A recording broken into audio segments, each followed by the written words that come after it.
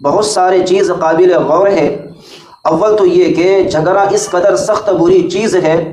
جس کی وجہ سے شب قدر کی تعینی وقت کو اٹھا لی گئی، یعنی متعینہ وقت کو اٹھا لیا گیا۔ اور صرف یہی نہیں بلکہ جھگڑا ہمیشہ کیا ہوتا ہے، برکات سے اور اللہ کی رحمت سے انسان کو محروم کر دیتا ہے۔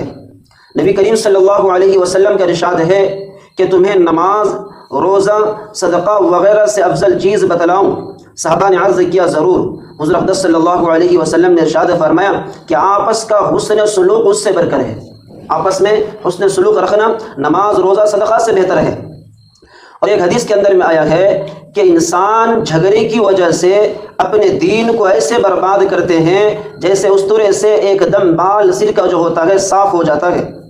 دنیا کے اندر میں دیندار سمجھنے والے لوگ، لمبی لمبی تسبیحات پڑھنے والے لوگ اگر لڑائی سے اور کینہ سے نہیں بچتا ہے تو فرماتے اپنے دین کو وہ خود منڈا رہے ہیں۔ ایک جگہ حدیث کے اندر میں ہے کہ نبی کریم صلی اللہ علیہ وسلم نے ارشاد فرمایا مسلمانوں کی آبروزی کرنا، مسلمانوں کی یعنی ایک دیندار کی آبروزی کرنا، آبروزی کے مطلب ہوتا ہے اس کی آبرو کو اچھالنا، ان کی عزت کو کیا کرنا، پامال کرنا، بدترین سود ہے، بدترین سود ہے، خبیث ترین سود ہے۔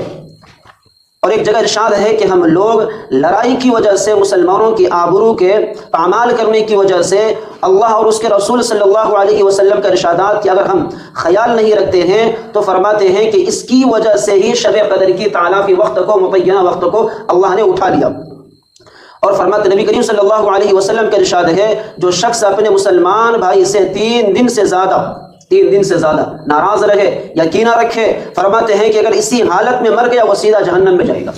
اللہ اکبر۔ اب تصور کرو ہمارے دلوں کے اندر میں سالوں کا کیا ہے، نفرت ہے، کینہ بڑا ہوا ہے، لیکن اللہ کے نبی علیہ الصلوۃ والسلام نے کیا فرمایا کہ صرف 3 دن تک اگر مسلمان بھائی سے انسان ناراض رہتا ہے یا کینہ رکھتا ہے، ہاں اختلافات الگ چیز ہے، کینہ رکھنا الگ چیز ہے، میرا کام آپ کو پسند نہیں، اختلافات ہونا چاہیے، اختلافات الگ چیز ہے، لیکن اگر اس کے لیے بغض ہے،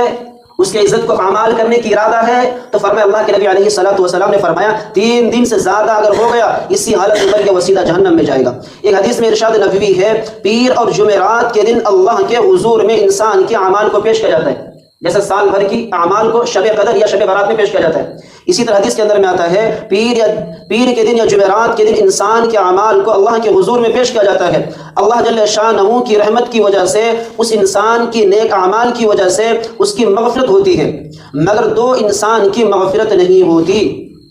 2 انسان کی مغفرت نہیں ہوتی۔ حدیث میں ارشاد نبوی ہے ایک وہ انسان جس کے دل میں بغض ہے، ایک وہ انسان جس کے دل میں بغض ہے، ایک وہ انسان جو کسی کے آبرو کو کیا ہے پامال کرنے کی ارادہ رکھتا ہو، ان کے اعمال